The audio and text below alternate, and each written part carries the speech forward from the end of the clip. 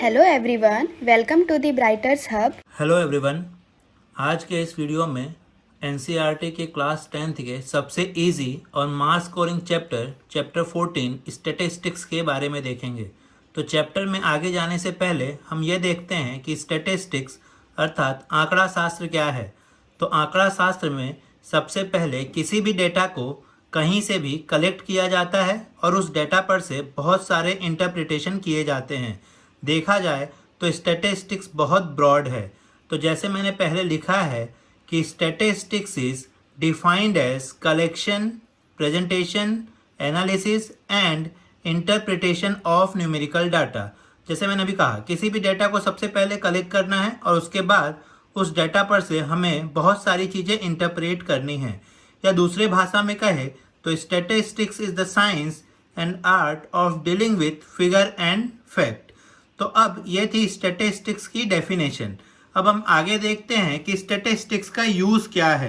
तो स्टैटिस्टिक्स का यूज़ क्या है, तो हम सबसे पहले किसी भी दो कंपनी में कौन सी कंपनी अपने कारीगरों को ज़्यादा सैलरी देती है वो देखने के लिए हम स्टैटिस्टिक्स का यूज़ कर सकते हैं। जैसे कि मान लीजिए कि कोई कंपनी ए है और कोई कंपनी बी है। तो कंपनी ए और कंपनी बी से हमें क्या करना है, सबसे पहले डाटा लेने हैं और उस डाटा को इंटरप्रेट करके ये डिसाइड करना है कि कौन सी कंपनी अपने कारीगरों को ज़्यादा सैलरी चुकाती है। दूसरा यूज़ अगर हम कहें तो कोई भी मौसम विभाग अपने पास्ट के मौसम की जानकारी अपने पास रखता है। इन शॉर्ट वो डाटा अपने पास रखता है और आने वाले डाटा भी कलेक्ट करता रहता है, जिससे वो ये डिसाइड करता है कि कौन से साल में कौन सा महीना गर्म रहा। तो इस प्रकार इसके दो यूज़ हैं। तो जैसे मैंने स्टार्टिंग में ही कहा कि स्टैटिस्टिक्स तो बहुत ब्रॉड है, लेकिन हम अगर एनसीईआरटी के चैप्टर में देखें तो इस चैप्टर में हमें क्वेश्चन में डाटा पहले से दिया रहेगा, उस डाटा को हमें इंटरप्रेट करना है। तो इस चैप्टर के हिसाब से हमें तीन चीज़ें सीखनी है। सबसे पहले हमें मीन अर्थात मध्यक सीखना है, मीन्स कोई भी डाटा पर से हमें मध्यक निकालना है। दूसरा इंटरप्रिटेशन मोड अर्थात बहुलक का करना है और तीसरा इंटरप्रिटेशन मीडियन अर्थात माध्यिका। यहाँ हिंदी मीडियम वाले थोड़ा ध्यान देंगे कि या तो माध्यिका कहें या मध्यस्थ कहे, दोनों चीज़ें एक ही होती है। तो आपके क्वेश्चन में या तो माध्यिका ढूंढने को दिया हो या मध्यस्थ ढूंढने को दिया हो, दोनों चीज़ें एक ही होती है। तो इस चैप्टर में हम कोई भी डाटा की तीन इंटरप्रिटेशन करेंगे। अगर आपको ये तीन चीज़ें आती है तो चैप्टर में एक्सरसाइज 14.1, 14.2 और 14.3 आपको आता है। आगे जाने से पहले हम ये देखेंगे कि डाटा के कितने प्रकार हैं। तो डाटा के दो प्रकार हैं, मतलब हमारे पास कोई भी डाटा जो दिए होंगे वो दो टाइप के डाटा होंगे।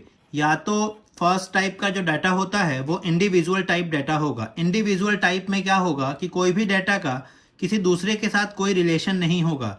इंडिविजुअल डाटा मोस्टली हमेशा कॉमा कर करके लिखा जाता है। जैसे x1 means first data, x2 second data, x3 third data, x4 fourth data, ऐसे n नंबर ऑफ डाटा आपके क्वेश्चन में दिए रहते हैं। दूसरे टाइप के जो डाटा होते हैं वो ग्रुप डाटा होते हैं। ग्रुप डाटा में हर डाटा की ग्रुपिंग की जाती है, जो हम आगे चैप्टर में देखेंगे। ग्रुप डाटा में मोस्टली डाटा दो भागों में डिवाइड होते हैं। एक भाग जो होता है उसको कहते हैं क्लास और दूसरा भाग जो होता है उसको कहते हैं फ्रीक्वेंसी। जैसे क्लास आपका होगा 0 to 10 मीन्स 0 से 10 के बीच में आने वाले सारे डाटा की ग्रुपिंग की जाती है और उस डाटा को एक ही क्लास में रखा जाता है। तो मैंने सिंपल भाषा में यहाँ पे लिया है 5 मीन्स 0 से 10 के बीच में 5 डाटा हैं। आगे 10 to 20 मीन्स 10 से 20 के बीच में आने वाले जितने भी डाटा होंगे उनकी ग्रुपिंग की जाएगी और उनको एक ही जगह पे रखा जाएगा। और ग्रुपिंग में ऐसा कोई फिक्स नहीं होता कि आप 10-10 की क्लास ले। ग्रुपिंग आप अपने हिसाब से और अपने लिए इजी हो उस हिसाब से कर सकते हैं। तो आपको इस चैप्टर में दो टाइप के डाटा के लिए मीन, मीडियन और मोड फाइंड करना है। तो चैप्टर में आगे जाने से पहले हम थोड़े से बेसिक एग्जाम्पल देखेंगे, जिससे आपको आइडिया आएगा कि उसका सूत्र क्या है और क्वेश्चन कैसे सॉल्व किए जाते हैं। तो सबसे पहले हम मीन देखेंगे।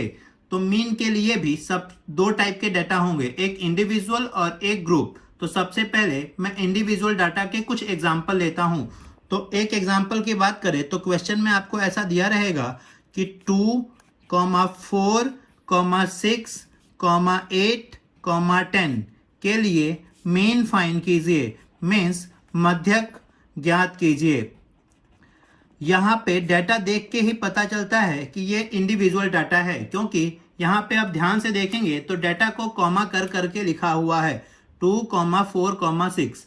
जब आपको इसका मीन फाइंड करना है तो सबसे पहले मीन, या तो मीन का symbolic representation x bar equal to, सबसे पहले सारे डाटा को आपको ऐड करना है, मीन्स 2 + 4 + 6 + 8 + 10 डिवाइड में आपको नंबर ऑफ डाटा लिखने हैं। तो 1, 2, 3, 4, 5, तो यहाँ पे कितने टोटल डाटा है 5। तो नंबर ऑफ डाटा आपका कितना हो गया 5।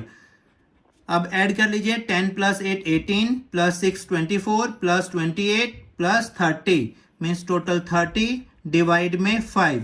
तो 5 6 जा 30 मीन्स आपका यहाँ पे mean x bar equal to 6 आ गया। ये एक इंडिविजुअल डाटा का मीन है। तो हम इसके लिए अब एक कॉमन फॉर्मूला बनाएंगे जो पूरे इंडिविजुअल डाटा पर लागू होता हो। तो मान लीजिए कि जैसे यहाँ पे 5 डाटा है, आपके पास n नंबर ऑफ डाटा हो, n नंबर ऑफ डाटा हो means x1 x2 x3 dot n number of data यानी xn, n number of data है। आपको इसका मीन फाइंड करना है। तो सबसे पहले आपको क्या करना है, ऐड करना है। तो mean x bar equal to, सबसे पहले सारे डाटा को ऐड करना है, यानी x1 + x2 + x3 + xn, n number of data को ऐड करना है और उसके बाद नंबर ऑफ डाटा से डिवाइड करना है। तो यहाँ डाटा कितने हैं n, तो n से आपको डिवाइड करना है। आप इतना बड़ा फॉर्मूला लिखेंगे तो भी सही है, या इसको थोड़ा सा और छोटा किया जाए तो x bar equal to sigma, sigma का मतलब होता है एडिशन।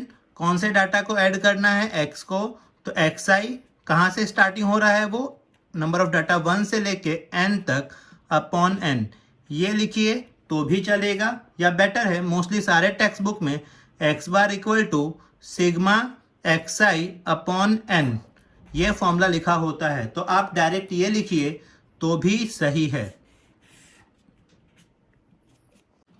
जैसे हमने क्वेश्चन नंबर 1 में इंडिविजुअल डाटा का मीन फाइंड किया, अब हम ग्रुप डाटा के लिए मीन फाइंड करेंगे। तो आप क्वेश्चन नंबर 2 और क्वेश्चन नंबर 3 में देख सकते हैं कि क्वेश्चन में लिखा हुआ है कि find the mean of following data, means आपको इस डाटा के लिए मध्यक ढूंढना है। ये डाटा ग्रुप डाटा टाइप की हैं। तो डाटा की ग्रुपिंग दो तरीके से की जाती है। कभी कभी डाटा की ग्रुपिंग सिंपल मैनर से की जाती है। यहाँ पे आप देख सकते हैं 5, 8, 15, 12 ऐसे डाटा की ग्रुपिंग की गई है। मीन्स यहाँ पर 5 जो है वो 8 बार आया है, 15 जो है वो 12 बार आया है। और दूसरे तरीके में डाटा की ग्रुपिंग ग्रुप बना के की जाती है। जैसे 0 से 10 मीन्स 0 से 10 के बीच में 8 डाटा है, 10 से 20 के बीच में 12 डाटा है। इसमें प्री डिफाइन नहीं है कि 15 ही 12 बार आया होगा। 10 से 20 के बीच में जितने भी डाटा होंगे उसको इस ग्रुपिंग में रखी जाती है। ये दोनों का मीन फाइंड करने के लिए तरीका सेम है, इसीलिए मैंने क्वेश्चन को आजू बाजू में लिखा है जिससे आपको आइडिया है। तो पहले हम क्वेश्चन नंबर 2 सॉल्व करते हैं। तो इस डाटा का मीन फाइंड करने के लिए सबसे पहले आपको 3 ब्रैकेट बनाने होंगे, जिसमें 2 ब्रैकेट तो आपके क्वेश्चन पर से ही बन जाएंगे। जैसे फर्स्ट ब्रैकेट आपका होगा xi, xi हमेशा क्वेश्चन में दिया रहेगा। तो जैसा क्वेश्चन में लिखा है आप वैसा लिख दीजिए 5, 15, 25, 35 और 45। ये हमने xi को लिख दिया। सेकेंड ब्रैकेट में हमें उसके बाजू में fi लिखना है।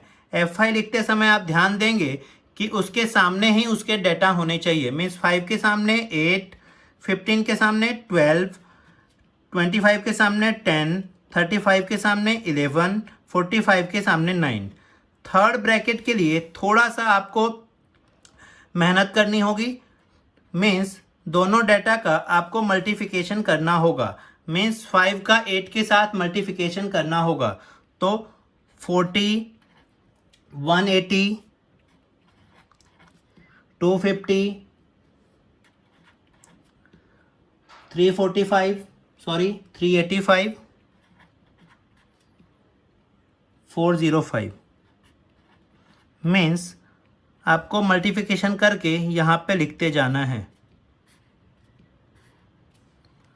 ये काम आपने कर लिया। अब इसके बाद आपको याद रखना है कभी भी xi को नहीं ऐड करना है, मीन्स xi वाले ब्रैकेट को ऐड नहीं करना है, ये दो ब्रैकेट को ही सिर्फ ऐड करना है। तो सिग्मा fi, सिग्मा मतलब ऐड करना और fi को आपको ऐड करना है। तो फटाफट आपको इसको ऐड कर लेना है और ऐड करने के बाद यहाँ लिख देना है 50। उसके बाद fi xi को ऐड करना है, मीन्स ये वाले ब्रैकेट को ऐड करना है। सिग्मा fi xi, इस ब्रैकेट को भी फटाफट ऐड कर लेना है और आपको यहाँ पे लिख देना है। तो आपका ये ग्रुप डाटा के लिए एक ब्रैकेट रेडी हो जाएगा।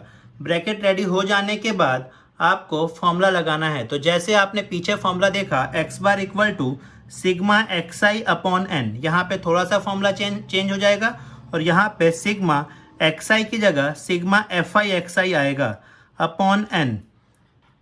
सिग्मा fi xi आपने ब्रैकेट में ऐड किया हुआ है, वो यहाँ पे लिख दीजिए, डिवाइड में n में याद रखना है कि आपको सिग्मा fi लिखना है। आप n लिखिए या सिग्मा fi लिखिए, दोनों सेम ही होता है। तो वो हमने लिख दिया। फिर आपको यहाँ पे 0 से 0 कैंसिल। अब 126 को 5 से डिवाइड करना है और डिवाइड करके यहाँ पे लिख देना है, वो आपका मीन होगा। तो इस चैप्टर में आपको ऐड, सब्सट्रैक्ट, मल्टीप्लिकेशन और डिवाइड करना आना चाहिए।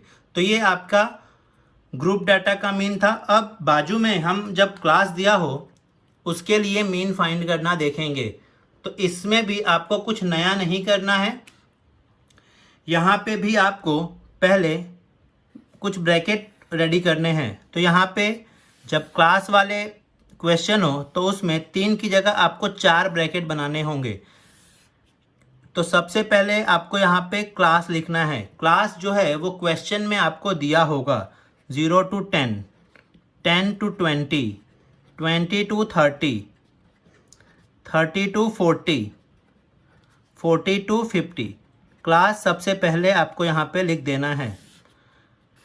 क्लास के बाजू में हमेशा xi का ब्रैकेट बनाना है जो आपके लिए इजी होगा। ऐसा कोई रूल नहीं है कि क्लास के बाजू में xi लिखना होता है, बट आप क्लास के बाजू में xi लिखेंगे तो आपके लिए वो चीज़ें इजी होगी।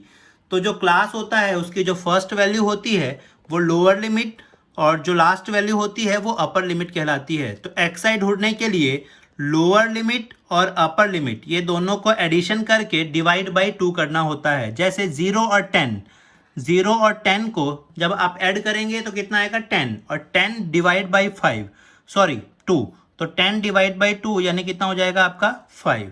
फिर आपको ये दोनों को ऐड करना है, मीन्स 20 प्लस 10 यानी 30, 30 डिवाइड बाई 2 यानी कितना हो जाएगा 15। फिर 20 प्लस 30, 50 डिवाइड बाई 2 मीन्स 25। उसके बाद 30 plus 40 means 70, 70 divide by 2 means 35। 50 plus 40, 90 divide by 2 means 45। यहाँ पे xi में एक चीज़ का भी ध्यान देना है कि आप देख रहे होंगे कि यहाँ पे सारे क्लास सेम है, मीन्स डिफरेंस कितने का है 10-10 का। तो यहाँ पे xi में भी डिफरेंस कितने का आ रहा है 10-10 का। तो ये एक इजी मैनर है जिससे आप चेक कर सकते हैं कि आपका xi सही है या नहीं। तो सारे xi में 10-10 का डिफरेंस है, मीन्स आपका xi सही है। तो ये आपने xi ढूंढ लिया। उसके बाद आपको fi यानी फ्रीक्वेंसी लिखना है। तो फ्रीक्वेंसी मोस्टली क्वेश्चन में दिया रहता है, तो आपको क्वेश्चन में दिया है वो लिख देना है 8, 12, 10, 11 और 9। फ्रीक्वेंसी लिखते समय ध्यान देना है कि आप उसके सामने सामने ही लिख रहे हैं। उसके बाद जब आपके पास xi आ गया, fi आ गया, तो ये सेम क्वेश्चन नंबर 2 की तरह बन गया। अब आपको fi और xi का मल्टीप्लाई करना है, यानी fi और xi का मल्टीप्लाई सामने सामने मल्टीप्लाई करते जाइए। 40, 180, 250, 385, 405।